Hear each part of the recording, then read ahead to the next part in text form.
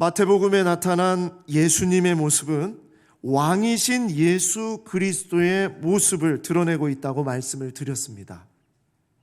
예수님의 기적적인 탄생, 그리고 그분의 삶과 가르침, 그분이 행하신 기적과 죽음을 이기신 그 승리는 그분이 누구인지를 여실히 드러내고 있다라고 했습니다. 예수님은 그 어떤 사람이나 권세와 견줄 수 없습니다. 예수님은 시간과 영원, 하늘과 땅, 인간과 천사를 다스리시는 최고의 통치자이시며 진정한 메시아이기 때문입니다. 여러분, 이것을 믿으십니까? 저는 그래서 오늘 말씀을 준비하면서 이런 문구를 하나 생각했습니다. 예수님이 이 땅에 오심은 온 세상을 뒤집어 엎는 이야기다. 예수님이 이 땅에 오셨다는 그 자체가 바로 온 세상을 뒤집어 엎는 이야기다. 좀 과격해 보일 수 있을지 모르겠습니다만 예수님의 오심은 권력으로, 물질로, 세속적인 힘으로 그런 것이 아니라 하나님 나라의 능력으로 온 세상을 뒤집어 엎는 이야기라는 것입니다. 그래야 진짜 뒤집어 엎을 수 있어요. 이미 족보를 통해서 유대인들의 혈통과 선민의식을 뒤집어 엎지 않으셨습니까?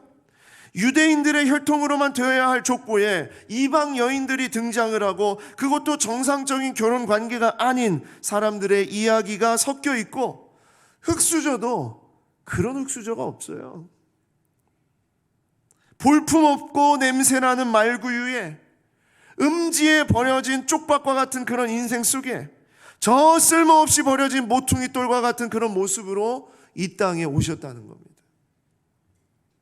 하나님은 이 땅의 그 어떤 것으로도 담아낼 수 없는 분이시기 때문에 이 땅에 가장 낮고 낮은 곳으로 오신 거예요. 그리고 그분은 그렇게 연약하고 부족하고 비천한 나의 삶에 찾아오셔서 기꺼이 나의 모든 것이 되어주시겠다고 하신 것입니다. 그러니까 유대인들만이 아니라 이 세상을, 그리고 참으로 비천한 내 삶을 뒤집어 엎으신 것이 아니겠습니까? 그리고 우리 주님이 이 세상을 향해서 제일 먼저 외친 한마디, 세상을 뒤집어 엎는 그 한마디를 외치셨는데 그것이 무엇이냐? 회개하라! 천국이 가까이 왔느니라. 세례 요한이 광야에서 외쳤던 메시지였죠. 예수님의 사역은 바로 이 세례 요한이 외쳤던 회개하라! 천국이 가까이 왔느니라. 바로 이 외침으로 세상을 뒤집어 엎는 일을 시작을 하셨다는 거예요. 세례 요한이 광야에서 외쳤던 이 메시지, 자, 이 메시지를 저는 세상을 뒤집어 엎는 축복의 메시지다. 이 메시지가 살아있기 때문에 세상이 뒤집어지는 것이고, 그래서 이 세상은 복을 받게 되는 것이다. 저는 그 이야기를 먼저 드리고 싶습니다. 첫 번째로, 세상을 뒤집어 엎는 복. 자, 마태복음 4장 12절 13절 그리고 17절, 우리 스크린에 나와 있는 말씀 한번 읽어보겠습니다. 시작. 예수께서 요한이 잡혔음을 들으시고 갈릴리로 물러가셨다가 나사렛을 떠나 스불론과 납달리 지경 해변에 있는 가버나움에 가서 사시니, 이때부터 예수께서 비로소 전파하여 이르시되 회개하라, 천국이 가까이 왔느니라 하시더라. 아멘. 아멘. 회개하라, 천국이 가까이 왔느니라. 이 메시지는요, 아주 직설적인 거고요, 그리고 그 시대에 아주 반항적인 그런 메시지입니다. 여기에는 긴박성과 강제성이 들어 있습니다. 그래서 인간의 전통과 사람의 관습에 빠져서 무감각한 사람들의 가슴에 비수를 꽂는 돌직구를 지금 하고 있는 겁니다. 기득권을 쥐고 있었던 정치인들이나 종교 지도자들은 당연히 이 소리가 듣기 싫었을 거죠. 우리가 무슨 회개를 해야 돼? 우리같이 선한 사람이 어딨어? 그랬을 겁니다. 안 들으려고 했을 것이고요, 더 이상 이런 소리를 하지 못하도록 자기들의 힘으로 그 소리를 잡아놓으려고 했어요. 그래서 이 세례 요한을 사람들이 그렇게 잡아놓은 겁니다. 그런데 그 세례 요한의 외침을 또 다른 사람이 등장해서 외치고 있는데 바로 그분이 예수님이었다. 자, 이런 일이 벌어지니까 어떤 일이 벌어지냐면 하나님 나라의 통치권을 지닌 예수님이 이 땅에 오심으로 하나님의 나라가 도래하게 되었는데 어찌 가만히 있을 수 있냐는 거예요. 그러니까 이건 아무리 입을 틀어막고 아무리 이것을 막 못하게 한다 하더라도요, 회개하나 천국이 가까이 왔느니라는 이 메시지를 가만히 놔둘 수가 없는 거예요. 여러분, 우리가 기쁜 일이 있고 즐거운 일이 있을 때 얼굴에 티가 납니까 안 납니까? 나죠? 예. 복권에 당첨이 되어 보신 적 있으십니까? 예. 복권이 당첨이 되면요, 티 안 날 것 같은데 몰래 숨길 것 같은데 티가 난대요. 그렇게 티가 난대요. 자녀가 잘 되고 무슨 학교를 가게 되고 또 직장을 취직하게 되고 무슨 부동산이 잘 풀리고 또 무슨 좋은 것을 얻게 되고 또 좋은 사람을 만나게 되고 그러면요, 사람은요 자동적으로 얼굴에 그 표시가 나게 돼 있는 거예요. 그 기쁨이 막 드러나게 돼 있는 거예요. 숨길 수가 없어요. 주체할 수가 없어요. 그게 사람입니다. 어떻게 가만히 있을 수 있습니까? 약속대로 새 시대 새로운 나라가 펼쳐지게 되었는데, 하나님의 나라가 오게 되었는데 그 놀라운 이야기가 어떻게 숨겨질 수 있겠어요? 그러니까 이 예수님의 이 오심, 이 하나님 나라의 도래는요, 요한복음은 그래서 요한복음의 이 기쁨을 어떻게 표현을 했냐면, 예수님의 첫 표적을 갈릴리 가나의 혼인잔치에서 표현을 해내고 있어요. 예수님이 말씀하시니 물이 변하여 포도주 됐네. 놀라운 사건이죠. 물이 변하여 포도주가 되는데, 이 포도주가 지금까지 나왔던 어떤 포도주보다도 최상의 아주 좋은 포도주가 나왔다는 거예요. 이 사건을 통해서 요한은 예수님의 시대가 어떤 시대인지 그것을 우리에게 얘기해주고 있는 거예요. 이런 거를 아는 자가 어찌 가만히 있을 수 있겠습니까? 들판으로 막 뛰어가는 겁니다. 도시로 뛰어가는 겁니다. 궁궐로 뛰어가는 겁니다. 가족에게 뛰어가는 겁니다. 이 소식을 알지 못하는 사람들에게 뛰어가는 겁니다. 자신을 핍박하고 상처를 준 사람들에게 뛰어가는 거예요. 사마리아 여인과 같이 그런 사람들에게 가서 와서 보라, 이는 그리스도가 아니냐, 내가 누구를 만났는지 아냐고, 그거를 그렇게 증거를 하고 다니는 겁니다. 세상을 뒤집어 엎는 복은 예수님의 오심으로 이미 주어졌어요. 이것은 결국에 세상만 뒤집은 것이 아니라 바로 우리를 뒤집는 복이 되지 않았습니까? 여러분은 그 복을 받고 살아가고 있지 않습니까? 하나님의 나라는 회개하는 것에서 시작되는 것이다. 회개하라 천국이 가까이 왔느니라, 이것을 우리가 받아들이고 회개하는 것, 정말 회개가 내 안에서 살아날 때 진정한 천국의 백성이라는 것이 증거되어지는 바로 그런 삶이라는 것을 기억하시기를 바랍니다. 회개는 뉘우치는 것이 아닙니다. 후회하는 것이 아니에요. 장례식장에 가게 되면요, 그러면 우리 이제 유가족들이 막 울면서 살아계실 때 조금이라도 더 잘할걸, 살아계실 때 한 번이라도 더 찾아뵐 걸, 그때 그 말씀 들을 걸 하면서, 이러면 어땠을까, 저러면 어땠을까 생각하는 것이, 그런 것이 회개가 아니라고요. 회개는 가던 방향을 멈추고 완전히 돌아서서 새로운 길로 가는 게 회개입니다. 다시는 그 길로 가지 않는 거예요. 그리고 서서 생각하는 것도 아니에요. 돌아서서 새로운 길로 가는 것, 이것이 회개다. 자, 이것이 바로 자기 중심적인 삶을 지배하는 인간의 죄성을 거부하는 것, 인간의 마음의 보좌에 앉은 그 욕망이란 주인을 내려놓게 하고 그 자리에 진정한 왕이신 주님을 모시는 것, 이것이 바로 회개예요. 근데 결코 간단하거나 쉽지가 않습니다. 오랜 시간 치열하게 싸워야 하는 것이고, 무너지고 넘어지더라도 다시 일어나서 이 싸움에 뛰어들어야 하는 것이 회개예요. 그러니까 여러분, 회개가 쉽습니까? 어렵습니까? 어렵겠죠. 어렵습니다. 뭐 목사님은 회개 늘 다 하고 그렇게 살아갑니까? 아니요. 날마다 나를 부인하고 나를 죽이고 나를 무너뜨려야 될 때가 너무나 많이 있는 거예요. 그러한 시간들을 계속 살아내야 되는데, 그러니까 그러는 거예요. 야, 나 같으면 그러면 그리스도인 안 해. 난 성도 안 해. 그냥 세상이 원하는 대로 내 마음대로 그냥 그렇게 살지. 뭐하러 그렇게 힘들게 살아. 그렇게 얘기하는 소리가 들릴지 모르지만, 정말 감사한 것은 무엇이냐? 그 회개의 치열함이 우리의 힘으로 되는 것이 아니라는 거예요. 어떻게 되냐? 이것은 우리가 가진 것으로, 우리의 능력으로, 우리의 지식으로 그렇게 되는 것이 아니라는 거예요. 그럼 어떻게 되는 것이냐?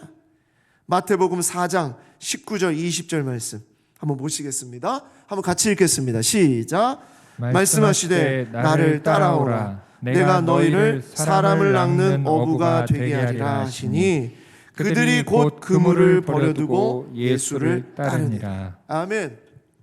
내 스스로의 힘, 나의 노력, 어떤 보이지 않는 어떤 그런 목적을 향해서, 목표를 향해서, 모델을 향해서 달려가야 되는 거, 그것은 어렵죠. 그러나 주님은 뭐라고 말씀하시냐? 나를 따르라 그랬습니다. 내가 먼저 이 길을 걸어갈 것이다. 내가 이 길 가운데 너와 함께 할 것이다. 너에게 능력을 줄 것이다. 그리고 너를 통해서 사람을 낚는 어부가 되게 할 것이다. 내가 가진 것으로 하는 것이 아니라 주님이 그렇게 하도록 힘과 능력을 주시겠다는 거예요. 그러니 나만 따라라 이거예요. 나만 따라라.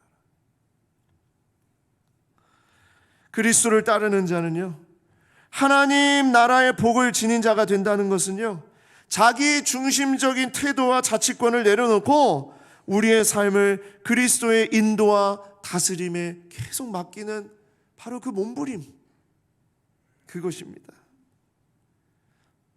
그 예수님을 따라간다는 것 그 자체가 나를 뒤집어 엎는 것이고요, 세상을 뒤집어 엎는 일이라는 거예요. 한 성도와 이야기를 들으면서 감동이 있었던 적이 있어요. 이 성도는 한때 사업이 너무나 잘 되고 세상적으로 괜찮은 인생을 살았던 그런 삶을 이야기해 주셨습니다. 예수님을 믿기 전에는, 또 알기 전에는, 또 사업을 할 때는, 세상에 관계를 맺을 때는 정말 부유하게 살고 하고 싶었던 거 하고 살고 막 그렇게 살게 되었다는 거예요. 그런데 예수님을 믿고 신앙생활을 하게 되면서 그렇게 못한다는 거예요. 못 되었다는 거예요. 돈도 사라졌대요. 그분의 이야기 속에는 세상은 그렇다는 거예요. 뭐냐? 목사님, 돈을 벌려면 돈을 따라가면 됩니다. 돈 있는 사람들 옆에 있으면요, 돈 있는 사람들 옆에서 돈 있는 사람들 따라다니면 얻는데요. 돈을 얻는데요. 뭐라도 좀 얻게 된대요. 그래서 그런 사람들 따라다니면 된다는 거예요. 그런데 지금은 그런 사람들이 다 없대요. 그런 돈 있는 사람들 따라다니는 사람이 없다는 거예요. 그래서 제가 뭐라고 했냐면, 그래서 얼마나 속상하세요? 얼마나 힘드세요? 어려우세요? 그렇게 말씀을 드렸더니, 그랬더니 그분이 그러시는 겁니다. 예전에는 돈을 따랐지만 지금은 예수님을 따르잖아요. 예수님을 따르잖아요. 그 말씀을 하시는데 그 얼굴의 광채가 정말 너무나도 아름다운 광채가 펼쳐졌어요. 그분은요, 이 세상에서 잘 되는 분이 아니라 하나님 나라에서 진짜 잘 되는 분이라는 것을 느꼈습니다. 그런 게 부럽지가 않은 거예요. 돈 많은 거, 돈 많이 버는 거, 돈 있는 사람들 따라다니는 거, 돈 맛을 아는 거, 그런 것에 이제 중요하지 않다. 나는 예수님을 따른다. 그래서 제가 이런 결론을 내렸습니다. 돈을 벌려면 돈을 따르고, 천국을 얻으려면 주님을 따라야 되겠다. 이 이야기가 바로 예수님의 외침이에요. 회개하라, 천국이 가까이 왔느니라. 그래서 이 이야기를 듣게 되니까 사람들이 몰리기 시작을 합니다. 예수님을 따르려는 사람들이 몰리기 시작합니다. 정치인들이나 종교 지도자들은 안 왔겠죠. 그 당시에 아픔을 당하고 힘든 일을 당하고 어려운 일을 당하고 기적을 맛보기를 원하는 사람들, 상처를 치유받기를 원하는 사람들, 뭔가 문제가 해결되기를 원하는 사람들, 그런 사람들이 몰리기 시작하는데, 이 사람들을 성경에서 뭐라고 하냐? 무리라고 합니다. 무리. 군중들, 무리. 귀한 분들이죠. 얼마 전에 이런 광고를 봤어요. 이 중에도 이 광고 속에 있는 분들이 계실 겁니다. 1973년에 여의도 광장에서 빌리 그레함 목사님을 모시고 한국 전도대회를 열었는데 320만 명이 모였대요. 그래서 올해가 50주년이 되는 때라서 그 행사를 준비한다는 그런 광고였습니다. 여러분 그 광고 보셨을 겁니다. 그리고 1973년에 여의도 광장에 이 중에 서 계셨던 분, 거기서 말씀을 들은 분들 분명히 계실 거예요. 제가 그런 얘기를 정말 많이 들었습니다. 많은 사람들이 그곳에 서가지고요, 제가 목회자가 되겠습니다, 제가 종이 되겠습니다, 제가 선교사가 되겠습니다 결단하고 하나님 앞에 그렇게 나아간 사람들이 수만 명이었다는 거예요. 그때 예수 믿고 아마 지금까지 예수 믿는 분이 계실 수도 있을 거예요. 그런데 또한 놀라운 이야기가 무엇이냐? 그때 그 뜨거운 마음, 그때 그 정말 하나님 앞에 결단했던 그런 마음이 사라지고 지금은 교회를 떠나서, 지금은 그냥 이 세상 속에서 자기가 원하는 그런 자리에서 그렇게 떠나가 있는 사람들이 훨씬 더 많다는 거예요. 그때는 정말 사람들이 몰렸으니까, 기적을 맛보기를 원했으니까, 나에게 어떤 문제가 해결되기를 원했으니까 그래서 몰렸어요. 군중으로, 무리로 마구마구 몰려들었어요. 그때는 그것이 기쁨이었어요. 그런데 지금은 떠났어요. 그래서 50주년을 기념하면서 다시 모이자, 다시 하나가 되고 함께 하나님 앞에 우리가 다시 서자, 그 불씨 다시 불태우자, 그런 마음 아니겠습니까? 그래요.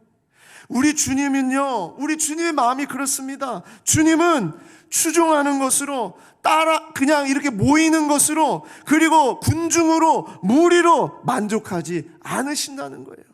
성경을 보면 사람들은 무리라고 말했고 군중이라고만 표현했어요. 주님이 그래요. 주님이 그 사람들을 보면서 주님의 기적이나 역사를 경험하고 싶어서 따라다니는 사람들, 그것만을 바라보고 살아가는 사람들을 원치 않으시고요, 주님은 그러한 군중을 찾지 않으시고요, 그 무리를 만족하지 않으세요.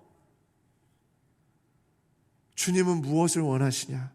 그 무리 가운데서 정말 주님이 원하시는 것이 무엇이냐? 마태복음 4장 19절 말씀하시되 나를 따라오라, 내가 너희를 사람을 낚는 어부가 되게 하리라. 그들이 곧 그물을 버려두고 예수를 따르니라. 주님은 바로 이 사람들을 찾으세요. 주님이 찾으시고, 주님이 부르시고, 그리고 주님이 맡기신 그 일을 감당할 수 있는 사람들을 찾으시는 거예요. 그들이 누구냐? 바로 제자입니다. 제자. 그래서 주님은 무리를 향해서 말씀을 하시는 거예요. 사실 예수님이 회개하라 천국이 가까이 왔느니라는 누구를 향해서 한 거예요? 세상을 뒤집어 엎는 이야기라고 그랬어요. 그렇죠? 세상을 뒤집어 엎는 이야기를 통해서 이 이야기를 듣고 많은 사람들이 몰려왔어요. 무리가 몰려왔어요. 그런데 주님은 그 무리들 가운데에서 이제 다시 그 무리를 뒤집어 엎는 이야기를 하시는 거예요. 그 단계를 여러분 한번 생각했으면 좋겠습니다. 세상을 뒤집는 이야기가 아니라 이제 모여있는 무리들을 향해서, 모여있는 사람들을 향해서, 그 군중들을 향해서 주님이 말씀하시는데 그것이 무엇이냐? 두 번째로 따르는 무리를 뒤집어 엎는 복을 말씀하시는 거예요. 따르는 무리를 뒤집어 엎는 복. 자, 아까는 세상을 뒤집어 엎는 복을 얘기했다면 이제는 그 세상을 뒤집어 엎는 복을 붙잡기 위해서 모여있는 사람들을 다시 뒤집어 엎는 이야기를 하시는데 그것이 바로 무리를 뒤집어 엎는 복입니다. 자, 이 이야기를 어떻게 하게 됐는지 한번 보시기 바랍니다. 마태복음 4장 23절부터 한번 보십시오. 자, 한번 보겠습니다. 그들이 곧 배와 아버지를 버려두고 예수를 따르니라. 예수께서 온 갈릴리에 두루 다니사 그들의 회당에서 가르치시며 천국 복음을 전파하시며 백성 중에 모든 병과 모든 약한 것을 고치시니 그의 소문이 온 수리아에 퍼진지라. 사람들이 모든 앓는 자, 곧 각종 병에 걸려서 고통당하는 자, 귀신 들리는 자, 간질하는 자, 중풍병자들을 데리고 오니 그들을 고치시더라. 자, 예수님에게 모인 사람들은 어떤 사람들이었습니까? 아픈 사람들, 앓는 자, 병에 걸린 자, 고통당하는 자, 귀신 들린 자, 간질하는 자, 중풍병자, 그렇게 사회적으로 연약하고 아픈 사람들, 고침을 받기 원하는 사람들, 기적을 받길 원하는 사람들, 내 문제가 해결되기 원하는 사람들, 그 사람들을 고치셨어요. 그러니까 이 사람들이 나온 거예요. 그런데 갈릴리와 데가볼리와 예루살렘과 유대와 요단강 건너편에서 수많은 무리가 따르니라. 자, 얼마나 모였을까요? 셀 수 없을 정도로 모였겠죠. 근데 이 수많은 무리가 따르는데 예수께서 무리를 보시고 산에 올라가 앉으시니 제자들이 나온지라 입을 열어 가르쳐 이르시되. 지금부터 내가 하는 이야기는 세상을 향해서, 하나님을 알지 못하는 백성들을 향해서 하는 이야기가 아니라 정말 나를 따르는 자들, 정말 나와 함께 하려는 사람들, 바로 너희들을 향한 메시지다. 그래서 이 메시지는 무리를 뒤집어 엎는 메시지예요. 무리를 뒤집어 엎는 이야기를 한다는 거예요. 우리는 이 팔복, 이제 나오는 이제 복에 대한 이야기를 우리가 듣게 될 때에 이것은 세상을 그냥 하나님을 알지 못하는 사람들이 들어야 되는 그런 게 아니라 하나님을 아는 자들이, 주님을 따르겠다고 하는 사람들이, 뭔가 주님으로 만나고 싶은 그 사람들이 이제 그들이 뒤집어져야 될 이야기라는 거예요. 그게 무엇이냐? 무리로 머물지 말고 제자가 되라라는 것입니다. 무리로 머물지 말고 제자가 돼야 된다. 제가 영적으로 무너지고 혼탁해지고 그럴 때도 있어요. 그렇게 또 무기력해질 때, 그럴 때 있어요. 그럴 때 다시 보는 책이 있습니다. 제가 대학생 시절부터 정말 내 어렵고 힘들 때마다 다시 찾아보고 그래서 몇 번을 읽었는지 셀 수 없을 정도로 보았던 그런 책들이 있는데, 그 중에 책 한 권이 무엇이냐? 고든 맥도날드 목사님의 내면 세계의 질서와 영적 성장이라는 책이에요. 이미 보신 분들도 있을 텐데요, 저는요 정말 마음이 무너지고 마음의 질서가 자리 잡지 않고 뭔가 누군가와의 관계 속에 문제가 생기고 어려운 일을 당하고 막 이럴 때마다 저는 내면 세계의 질서와 영적 성장이라는 책을 봅니다. 그리고 또 한 권의 책이 있는데 그게 무엇이냐?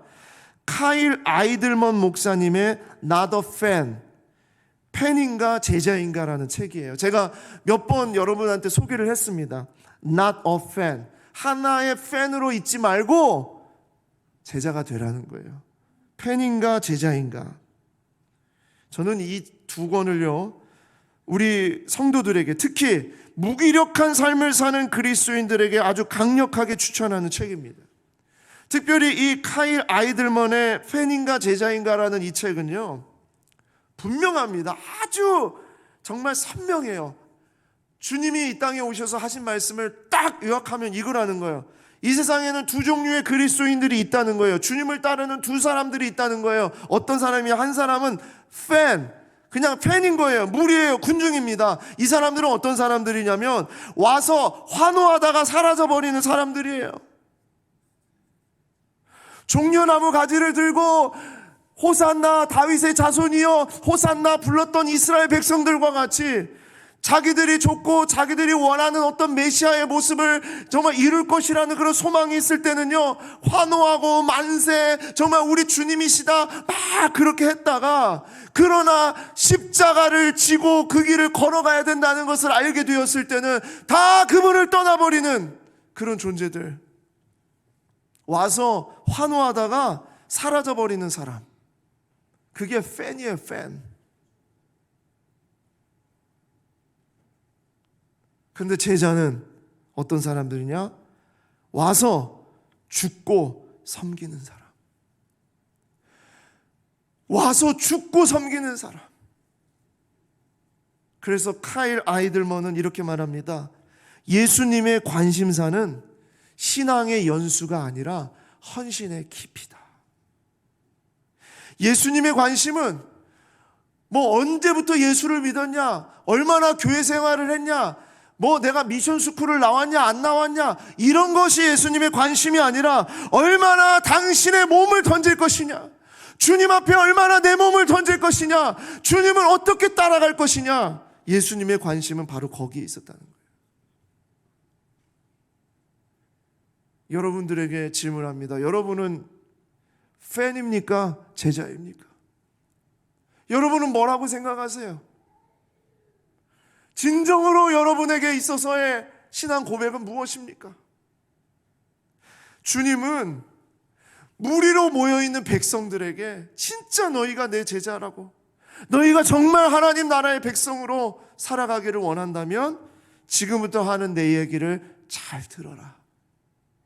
내가 지금부터 정말 우리가 누리는 복이 무엇인지를 얘기할 테니 이 복을 절대로 빼앗기지 않는 자들이 되기를 바란다. 그러면서 말씀하시는 그 복의 이야기가 바로 우리가 잘 알고 있는 팔복의 이야기입니다. 팔복이 어떻게 나오게 됐는지 그 배경을 여러분한테 설명을 드리는 거예요. 팔복은 무리로 살아가지 않고 진정 제자로 살기를 바라는, 무리를 완전히 뒤집어 놓는 이야기였다는 거예요. 진짜 제자로 살기를 원한다면 지금부터 내가 하는 이 이야기를 잘 듣고 우리가 이렇게 살자라는 것입니다. 사실 그때 예수님을 따랐던 사람들은요, 회개하라 천국이 가까이 왔느니라라고 말했던 그 예수님의 그 외침이 상당히 도전이 됐고 기뻤을 거예요. 왜냐하면 사회적으로도 약자였었고 아픈 사람들이고 힘든 사람들이고 외로운 사람들이고 또 핍박을 당했던 그런 사람들이었기 때문에 주님을 따라가면 뭔가 정말 메시아적으로, 그런 어떤 정치적으로 뭐 힘으로 이 나라를 뒤집어 엎을 수 있겠다라는 그런 생각을 하고 따라왔던 사람들이었거든요. 그렇기 때문에 이 사람들은 이런 질문을 했을 거예요. 회개하라 천국이 가까이 왔느니라라는 그 말을 듣고 질문을 던졌을 거예요. 아, 그러면 내가 하나님의 나라에 들어갈 자격을 갖추려면 어떻게 해야 될까? 그게 궁금해서 왔을 겁니다. 어떻게 하면 내가 하나님 나라 백성으로 사는 것인가? 어떻게 내가 이 세상에서 이제 더 이상 핍박받지 않고 내 문제가 해결되고 성공을 하고 뭔가 떵떵거리는 것이 있고 이렇게 살 것인가? 그런 마음으로 왔을 거예요. 그런데 너무나도 충격적인 이야기가, 예수님이 말씀하시는 8가지 그 복은 세상이 말하는, 또 이 무리가 따라오면서 자기들이 얻고자 했던 생각과는 완전히 다른 이야기를 하시는 겁니다.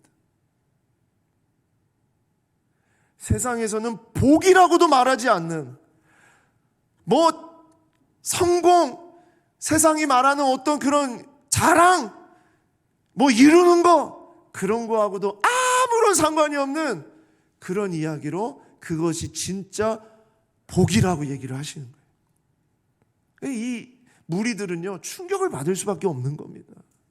그래도 내가 좀 이 문제를 해결하기 위해서, 이 지질구리한 정말 이 더럽고 추잡한 이런 인생 이제 벗어나기 위해서, 뭔가 치료받기 위해서, 뭔가 정말 세상적으로 해결받기 위해서 왔는데 생각했던 것과 전혀 다른 이야기를 하시는 거거든요. 그 이야기입니다.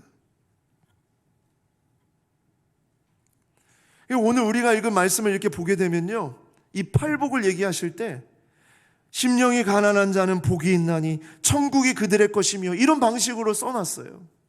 근데 원래 이렇게 써놓으니까요, 이제 어떻게 생각을 하게 되냐면 조건처럼 생각을 하게 돼요. 천국을 얻으려면 심령이 가난해야 돼, 이런 방식으로 생각을 하는 거예요. 그런데 원래 헬라어는 그렇게 써 있지 않고요, 헬라어는 이렇게 시작을 합니다. 복되도다, 이미 너는 복되도다, 이렇게 시작을 합니다. 복되도다, 이미 너는 복되도다. 왜냐하면 심령이 가난하기 때문에. 전혀 다르지 않나요? 그렇죠? 어떻게 해서든지 심령이 가난해야만 복을 받을 줄 알았는데, 그렇게 말씀한 것처럼 보였는데, 이야기는 심령이 가난한 것 그 자체가 너는 복이라는 것을 기억해야 된다. 그게 복이야. 자, 그런 입장으로 보게 되니까요, 이 8가지 이야기는요, 충격인 거예요. 사실 여기 모여있는 이 무리들은요, 이것을 좀 벗어나고 싶어서 온 거거든요. 힘든 거 벗어나고 싶어서, 외로운 거 벗어나고 싶어서, 아픈 거 벗어나고 싶어서, 그래서 여기 모인 거거든요. 그런데 주님은 이 사람들에게 뭐라고 얘기하냐면, 이미 그게 복이야, 이렇게 얘기하고 계셔. 그게 복이야. 너무 이상하리만큼 세상이 말하는 그런 복과 전혀 다른 복에 대한 이야기를 펼쳐가고 계시는 거예요. 이게 뭐냐? 무리로 살지 말고 제자로 살게 하시는 주님의 말씀입니다. 진짜 제자는 이 복을 누리는 자들이 진짜 제자라는 거예요. 자, 첫 번째 복 3절입니다. 심령이 가난한 자는 복이 있나니 천국이 그들의 것이며. 가난하지 않고 싶었어요. 좀 부유해지고 싶었어요. 정말 뭐 얻고 싶었어요. 그런데 가난한 것이 복이래요. 마음이 너무나 가난하고, 마음이 너무나 외롭고, 어떤 것도 의지할 수 없는, 세상에서 어떤 것도 기댈 수 없는 그런 마음, 그게 무엇이냐? 그게 복이라는 거예요. 세상은 자기가 주인이 돼야 되고 마음에 자랑할 것이 많이 쌓아야만 그것이 복이라고 얘기합니다. 그런데 주님은요, 가난한 게 복이래요. 아무것도 없는 게 복이래요. 오직 하나님의 통치와 은혜만을 의지하는 그런 상태, 그것만 있다면 진정한 부유한 자고, 그 사람이 지금 천국을 소유하고 있는 것이다. 그 얘기를 지금 하고 있는 것입니다. 4절 말씀, 애통하는 자는 복이 있나니 그들이 위로를 받을 것이며. 어떻게 해서든지 세상은 행복하라고 얘기합니다. 세상은 웃어야 된다고 얘기합니다. 우리 어린 아이들에게 얘기합니다. 울면 안 돼, 울면 안 돼. 산타 할아버지도 우는 아이들에게 선물을 안 주신대. 어렸을 때부터 우는 게 안 좋은 거라고 얘기를 하는 거예요. 그런데 주님은 우는 자가 복이 있다는 거예요. 아파하는 자가 복이 있다는 거예요. 왜냐? 그 아픔이, 그 눈물이, 그 애통함이 바로 하나님의 최고의 위로이신 예수님을 만나는 길이 되기 때문이라는 거예요. 이게 너무 충격적인 이야기 아닙니까? 울지 않으려고 예수님을 따라왔는데, 아프지 않으려고 예수님을 따라왔는데 우는 것 자체가 복이라는 거예요. 5절 말씀, 온유한 자는 복이 있나니 그들이 땅을 기업으로 받을 것이며. 자, 이 온유하다는 이 단어는요, 성품이 미약하고 뭐 연약한 그런 상태를 온유함이라고 말하는 것이 아니라, 성경에서 말하는 온유함은요, 무작정 충성되게 기다리는 사람을 온유한 사람이라고 그래요. 아무것도 가진 게 없어. 아무것도 이루어진 게 없어. 10년을 기도하고 20년을 기도하고 30년을 기도했는데도 아직 이루어지지 않았어. 그럼에도 불구하고 계속 기다리는 그 사람이 복이 있다는 거예요.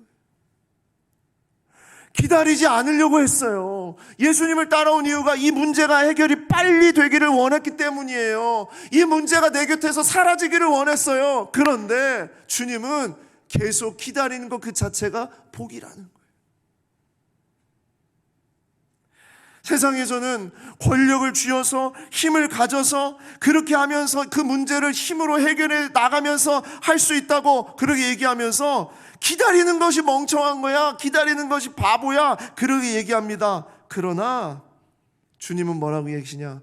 그 기다리는 자에게 이 세상의 땅이 아니라 하나님의 나라의 땅을 소유하게 될 것이다 라고 말씀하셨어요. 무리를 뒤집어 놓는 이야기 아닙니까? 6절 말씀에 의에 줄이고 목마른 자는 복이 있나니 그들이 배부를 것이며.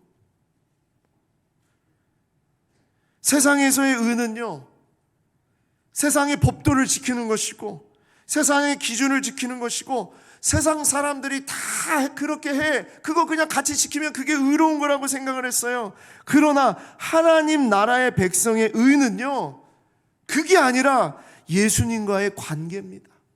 예수님과의 관계. 의에 줄이고 목마른 자라는 것은 예수님에게 줄이고 예수님에게 목마른 자가 진정 하나님 나라의 백성이고 복을 누리는 자라는 거예요. 가끔 그런 얘기 듣잖아요. 너 교회에 너무 빠지면 안 돼. 너 너무 예수한테 빠지면 안 돼. 예수에게 미치면 안 돼. 그렇게 얘기하잖아요. 저는 그분에게 한번 질문하고 싶어요. 당신은 당신의 배우자를 만날 때 미쳤어요? 안 미쳤어요? 당신은 당신의 자녀를 사랑할 때 미치도록 사랑해요? 그냥 멀리 사랑해요? 그러지 않다는 거예요. 어떻게 우리가 하나님을 알고 하나님을 믿고 하나님을 사랑하는데 거리두기를 할 수 있냐고요? 빠지지 않을 수가 있냐고요? 그럴 수가 없는 거예요. 그분이 나의 인생을 완전히 뒤집어 놓고 그분이 나를 영원한 천국의 백성으로 나를 구원해 주신 분인데, 쪽박과 같은 인생, 더럽고 추악한 인생, 아무것도 가지지 못한 나의 이 저주받은 인생을 그렇게 완전히 주의 백성으로 뒤집어 놓으셨는데 내가 어떻게 미치지 않을 수가 있어요?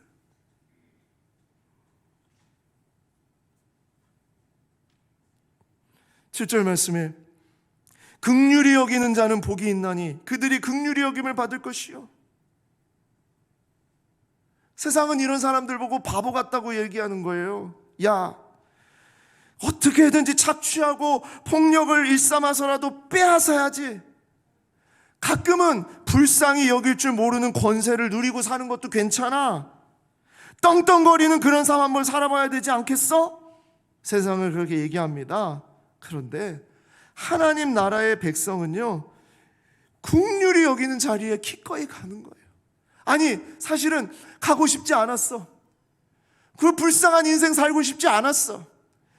그래서 예수님 따라오기를 원했어. 지긋지긋한 구질구질한 이런 불쌍한 인생 벗어나고 싶어서 예수님을 따라왔는데 예수님이 뭐라고 했냐면 너 지금 그 구질구질하고 불쌍한 인생이 복된 거야. 지금 그렇게 말씀하고 있어요. 왜 그러냐? 이 고백이 가능한 이유가 뭐냐? 그토록 더럽고 추잡한 불쌍한 인생인 나에게 주님이 찾아오셨기 때문입니다. 8절 말씀, 마음이 청결한 자는 복이 있나니 그들이 하나님을 볼 것이며. 마음이 청결한 거. 세상은요, 마음이 청결한 자에게 박수를 보내지 않고 마음을 속이는 자, 다른 사람을 속이는 자, 이런 사람들에게 박수를 보내잖아요. 어떻게 해서든지 이기고 성공하라고 말하잖아요. 그런데 하나님을 아는 사람은 청결할 수밖에 없어요. 왜? 하나님은 중심을 보시는 분이라는 것을 알기 때문이에요. 지난 설 연휴에 교회에 이제 우리가 다 아무도 없었잖아요. 월요일, 화요일 다 없었잖아요. 사건이 하나 있었는데, 그 우리 관리실 사무실 앞에, 컨테이너 앞에 월요일 밤에 좀 뭐 우리 이제 나중에 이제 확인했습니다만 CC 카메라로 이게 다 확인을 했는데, 세단이 외제차 세단이 쫙 와가지고요, 그 거기에 딱 차를 대더니 그리고 사라졌어요. 다음 날 이제 우리 직원분들이 나와서 봤는데 거기에 음식물 쓰레기를 사람이 들 수 없을 정도로 그렇게 갖다가 거기다 버린 거예요. 그런데 우리 카메라가 정말 다행스럽게도 차량이 확인이 안 되는 그쪽을 찍었어요. 그러니까 차량 번호가 확인이 안 되는 거예요. 차는 너무나 좋은 차고 외제차고 그런데 그래가지고 이걸 확대해서도 보고 줄여서도 보고 막 이렇게 봤는데 못 잡았어요. 이게 누구 차인지 모르겠어요. 주님은 다 보세요. 모든 것을 다 보세요. 그 중심속 깊숙한 곳까지 다 꿰뚫어 보시는 거예요. 여러분 한번 생각해 보세요. 만약에 그런 카메라가, 그런 눈이 내 마음의 중심을 향하고 내 마음의 모든 것을 다 볼 수 있다면 여러분 더럽게 추악하게 그런 결단을 내릴 수 있겠습니까? 그럴 수 없다는 겁니다. 늘 하나님의 시선이 머물기 때문에, 그래서 내 마음으로, 우리는 우리의 마음으로 하나님을 보는 겁니다. 이것이 이제는, 예전에는 하나님을 보면 죽임을 당했던 이스라엘 백성이 아니라 이제는 예수님의 보혈로 우리가 주님을 볼 수 있는 인생이 되었다는 축복을 누리는 거예요. 이게 마음이 청결한 자가 누리는 복인 거예요. 9절 말씀, 화평하게 하는 자는 복이 있나니 그들이 하나님의 아들이라 일컬음을 받을 것이며.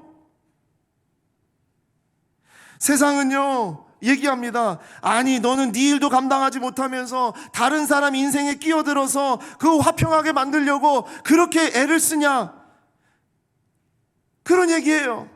그러면서 무관심하고 가시가 돋친 말로 단절하고 사는 게 낫다. 너 공격하는 사람들 굳이 뭐하러 그렇게 찾아가가지고 그렇게 화평하려고 하느냐, 애를 쓰느냐, 그렇게 얘기합니다. 하지만 하나님 나라의 사람은요, 그 지저분한 관계 속으로, 갈등과 어려움이 있는 속으로 들어가가지고요, 그 속에서 어떻게 해서든지 그 관계를 풀어내려고 애를 쓰는 사람들이 바로 하나님 나라의 백성들이에요. 그 사람들이 뭐라고요? 하나님의 아들이라 일컬음을 받을 것이며.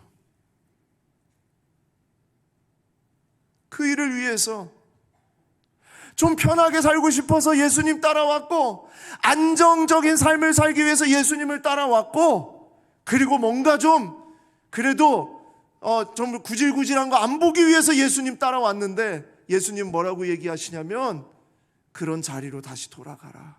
그게 축복이다. 그래서 이 말씀 붙잡고 수많은 그리스도인들이 복음을 붙잡고 오지로 전 세계로 핍박하는 사람들 그 속으로 들어가서 하나님의 말씀을 증거하고 지금 살아가고 있지 않습니까? 또 여러분들이 있는 그 직장에서, 가정에서, 삶에서 그렇게 살아가고 있지 않습니까? 그리고 마지막 10절 말씀입니다. 의를 위하여 박해를 받는 자는 복이 있나니 천국이 그들의 것입니다. 지금까지 나온 이야기 중에 가장 정말 받아들일 수 없는 이야기, 박해받는 이야기예요. 박해 안 받으려고 예수님 따라왔거든요. 핍박 안 당하려고, 공격 안 당하려고, 그래서 예수님 따라왔거든요. 세상은 멍청하게 살지 말라고, 바보같이 그런 욕 먹으면서 왜 사냐고, 나 같으면 그렇게 안 산다고, 그렇게 그런 얘기 듣고서 그래 나도 인생 한번 뒤집어 보자, 나도 정말 회생해 보자, 좀 떵떵거리고 살아보자, 그래서 박해 안 받으려고 예수님 따라왔는데 예수님이 뭐라고 말씀하시냐? 박해를 받으라는 거예요. 박해를 받으라는 거예요.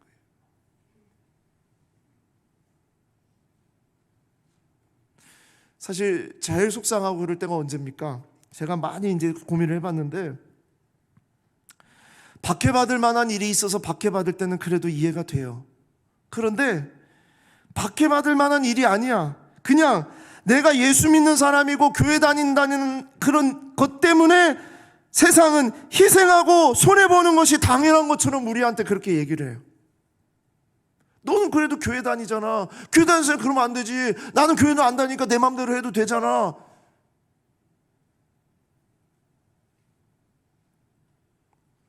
너무 속상하죠. 너무 힘들죠. 너무 아프죠. 그런데 박해받는 자는 복이 있대요. 이거 어떻게 받아들입니까? 박해 안 받으려고 예수님 따라왔는데 박해 받으래요. 왜냐? 예수님이 그러셨기 때문입니다. 예수님이 이 땅에 와서 결코 환영받지 못했고 핍박을 받고 살았으며 결국에는 그렇게 찢겨서 죽으셨어요. 자기를 환호하던 호산나 다윗의 자손이여 호산나 그렇게 환호했던 그 수많은 무리들과 그 군중들의 환호를 받았지만 그들이 결국에는 돌을 들고 침을 뱉고 회초리를 들고 예수님에게 욕설을 가하면서 예수님을 결국 십자가에 못 박지 않았습니까?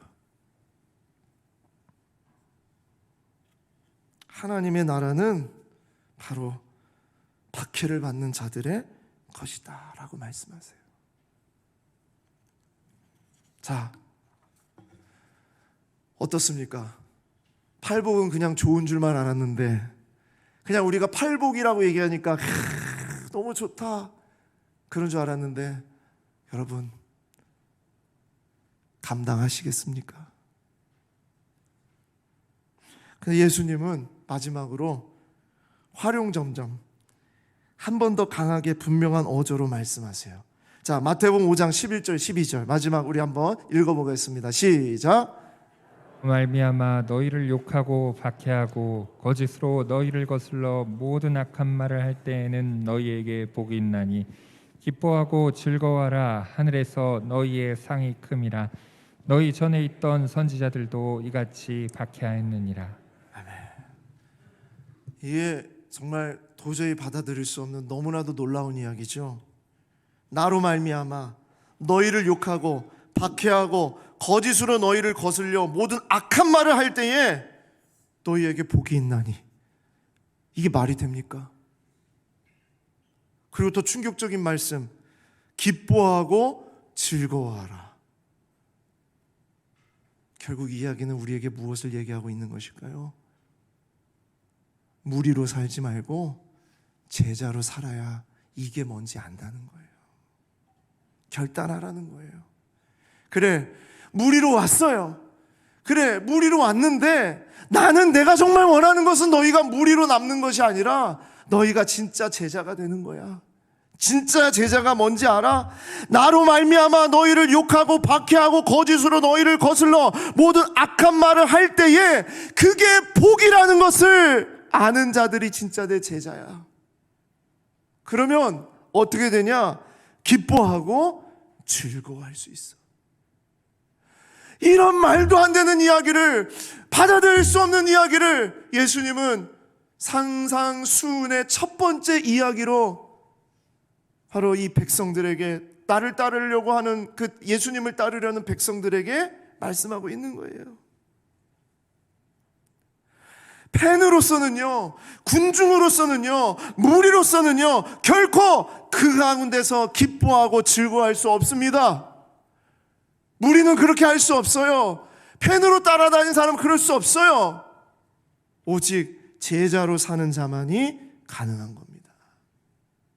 제자만이 이 모든 상황 가운데서 기뻐하고 즐거워할 수 있는 사람입니다. 그러니까 이게 뭐냐? 모여있는 무리들을 뒤집어 엎는 주님의 말씀인 거예요. 그래, 무리로 와서 고마워. 하지만 나는 제자를 원해. 이런 삶을 살아가는 사람들을 원해. 어떻게 할 거니? 자, 그 가운데, 무리들 가운데 결단을 하는 자들이 있었을까요? 없었을까요? 없었다면 우리가 지금 여기에 있을 수가 없습니다. 수많은 믿음의 선배들이, 믿음의 길을 걸어갔던 수많은 우리의 선조들이요, 이 말씀 앞에서 예수 그리스도로 말미암아 욕을 받고 박해를 당하고 거짓으로 너희를 거슬려서 이 모든 악한 말을 당하는 그 일들을 감당하는 가운데서도 이것이 복이고 그 가운데서 기뻐하고 즐거워했던 그 제자의 삶을 살아갔던 선배들이 있었기 때문에 우리들은 지금 이 자리에서 이 말씀 앞에 설 수 있는 겁니다. 그리고 우리가 이 말씀을 붙잡고 살아갈 때에 우리들의 자손과 우리들의 다음 세대와 앞으로 이 대한민국 이 땅에 하나님의 자녀들이 계속 그 믿음을 붙잡고 살아갈 수 있는 거예요. 모두가 다 누구를 따라가는 겁니까? 예수를 따라가는, 배와 그물과 심지어 아버지를 버려두고 무시하고 떠나라는 얘기가 아닙니다. 우선순위가 완전히 바뀌는 이야기예요. 그랬을 때에 욕받고 박해받고 악한 말을 당하더라도 기뻐하고 즐거워할 수 있는. 아유, 목사님 그렇게 살아갑니까? 아니요. 저도 그렇게 못 살기 때문에 이 말씀 앞에서 가슴을 치고 찌고 회개하는 거예요. 이러한 삶을 우리에게 주셨기 때문에 오늘도 우리는 이 말씀 앞에 우리가 서는 겁니다. 다시 결단하자. 마음을 모으자. 주님 앞에 이렇게 내 삶을 드리자. 혹시 이 가운데 가난함 가운데 있는 분이 계십니까? 눈물 가운데 있는 분이 계십니까? 아직도 이루어지지 않은 것을 기다리면서 언제 이루어질지를 바라면서 그렇게 살아가는 분 계십니까? 불쌍한 자리에, 가고 싶지 않은 자리지만 어쩔 수 없이 갔지만 그 불쌍한 자리에 있는 자리에 있습니까? 아니면 너무나 고통스러운데도 그 가운데에서 내 몸을 희생하면서 화평케 하는, 갈등과 어려움을 보고 그냥 지나치지 못하는 마음을 가지고 살아가는 분이 있습니까? 박해를 받고 있습니까? 욕을 받고 있습니까? 여러분, 바로 그 삶 자체가 복이 있는 삶이라고 말씀하십니다. 그것이 왜 복이 되는지 우리가 앞으로 주님을 계속 따라가면서 그걸 알게 되리라 믿습니다. 예수를 따르는 자 모두 이미 천국의 백성이고 천국의 복을 누리는 자리는 줄 압니다. 그러나 예수님이 말씀하신 복은 세상의 복과 다릅니다. 자주 내 마음속에 세상의 유혹과 방식이 꿈틀거리면서 이게 진짜 복이라고 말하는 그때마다 우리는 이 팔복의 말씀, 마태복음 5장에 나오는 이 산상수훈의 예수님의 이 말씀을 따르고 선택하고 결단하기를 소망합니다. 어떤 자리든 누구를 만나든 무엇을 하든지 바로 이 팔복으로 주신 이 말씀이 계속 내 안에 유지되고 고백되어지고, 그게 때로는 이상하고 결이 다르고 말도 안 되는 그런 모습이라 하더라도 우리에게는, 천국 백성에게는 당연한 삶이라는 것을 고백하는 그러한 삶을 살아갈 때 진정으로 하나님의 복을 누리고 하나님께서 주신 복으로 살아가는 여러분과 제가 되기를 소망합니다.